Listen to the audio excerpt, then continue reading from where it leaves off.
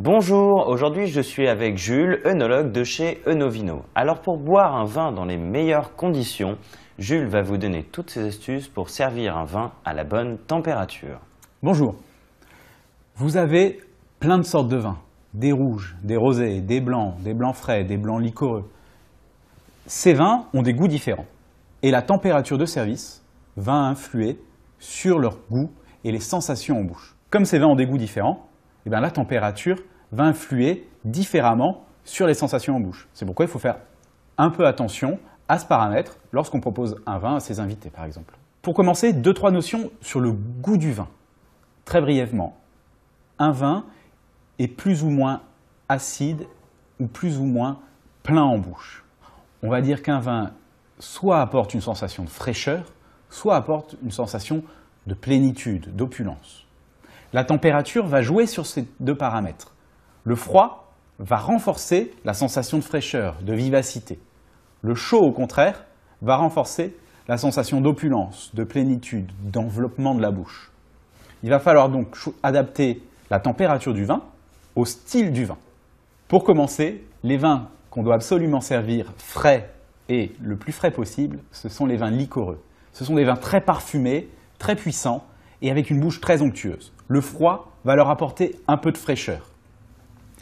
Par exemple, ce Riesling de vendange tardive a besoin d'être servi froid, on va dire sorti du frigo, entre 6 et 8 degrés.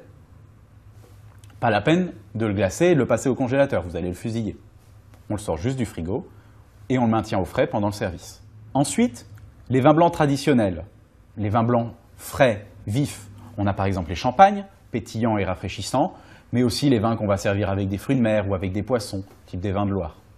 Ces vins doivent laisser leur parfum s'exprimer et donc on augmente un peu la température. Il ne faut pas les servir trop froid pour ne pas les casser, mais on doit garder et conserver leur impression de fraîcheur par une température assez fraîche.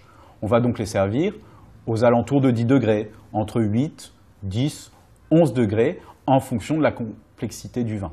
Pensez que pendant le repas, le vin se réchauffe, donc sortez-le plutôt autour de 8 degrés, et il se réchauffera naturellement. Passons maintenant au vin assez équilibré qu'on va servir lors d'un repas. On ne cherche plus forcément la sensation de fraîcheur à mettre en avant, donc on va augmenter encore la température. On a 3 styles de vin simples qu'on sert encore un peu frais. Les rosés tout d'abord, qu'on veut quand même rafraîchissants. On les sert donc entre 10 et 12 degrés.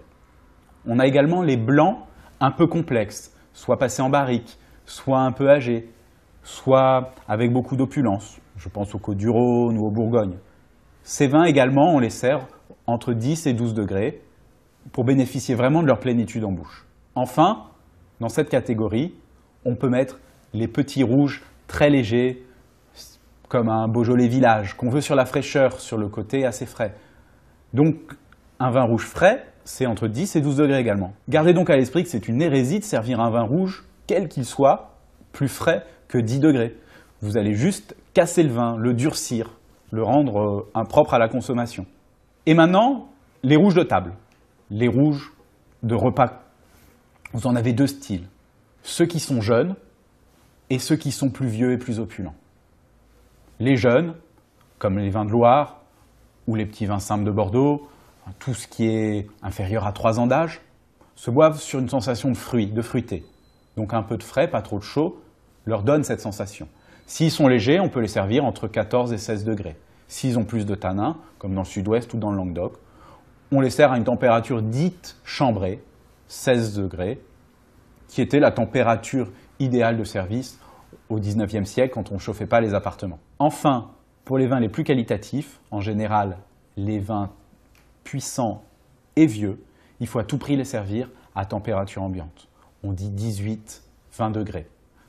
Alors évidemment, on ne les sert pas l'été quand il fait 25 ou 30 degrés, on va les abîmer. Il faut les maintenir à une température vraiment chambrée, entre 18 et 20, où ils dégageront toute leur opulence de parfum, ils seront parfaitement équilibrés en bouche. Pour ce genre de vin, la fraîcheur n'apporte rien du tout, elle risque juste d'abîmer un peu les perceptions.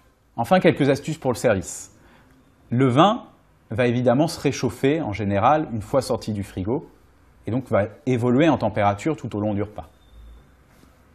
L'idéal, si votre vin est conservé en cave, et si c'est un rouge, c'est de le remonter en gros 1 heure à 2 heures avant le repas. Si la cave est à 13 degrés, il va falloir une bonne heure pour passer à 16 degrés. Si on veut le chambrer à 18, 20 degrés, il va falloir au moins 2 heures. Les rouges, eux, sont en général conservés au frigo. Alors si vous les ramenez de chez le caviste pour les mettre au frigo, il va plutôt falloir compter 3 heures pour qu'ils passent à bonne température. Pour un liquoreux, il faudra presque compter 6 heures, donc une bonne demi-journée pour qu'ils se rafraîchissent assez. Quand on les sort du frigo, ils vont se réchauffer, et assez rapidement. L'idéal pour conserver le froid des blancs, c'est d'avoir un seau à rafraîchir le vin avec de l'eau et des glaçons. Vous laissez la bouteille à l'intérieur et vous servez les verres tout au long du repas, en petite quantité, et le vin arrivera à bonne température naturellement dans le verre. Enfin, pour l'été, on a une alternative au seau à rafraîchir le vin pour garder un peu la fraîcheur d'un rosé, d'un rouge léger, c'est un manchon réfrigérant. Vous les placez au congélateur, ils ont un gel qui garde le froid, vous les sortez avant le repas et vous les placez autour de la bouteille. Ils vont conserver la température de la bouteille pendant 1 à 2 heures. Ils sont moins élégants qu'un seau à rafraîchir, donc c'est plutôt pour des petites occasions que des grands dîners gastronomiques. Pour conclure, c'est simple, on a toujours tendance à servir les vins trop frais. Donc n'oubliez pas que le froid apporte de la fraîcheur. Donc vous le réservez aux vins qui ont besoin d'être servis sur la fraîcheur. Les liquoreux, les vins frais, les vins pétillants. Pour les rouges, à part ceux dont vous voulez privilégier le côté frais et fruité que vous servez au-delà de 12 degrés, gardez la température ambiante, surtout en hiver ou dans nos appartements, elle est suffisante pour servir les vins à bonne température.